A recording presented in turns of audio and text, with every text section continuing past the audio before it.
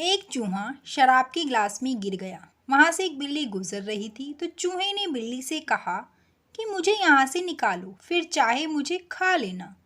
बिल्ली ने लात मारी और गिलास गिरा दिया। चूहा निकलकर भागा और बिल में घुस गया।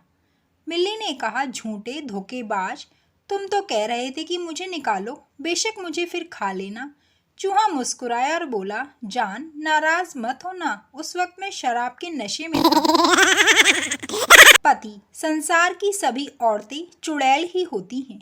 पत्नी गुस्से में, आपका मतलब मैं भी चुड़ैल हूँ? पति, अरे नहीं, तुम तो रानी हो।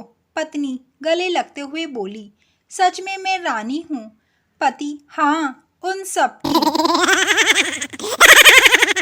पप्पू की एक खूबसूरत लड़की से नई नई शादी हुई।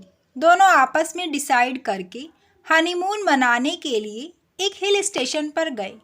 जब वहां दोनों एक होटल के अंदर गए तो होटल के मैनेजर ने पप्पू का नाम पूछे बिना ही रजिस्टर में लिख दिया।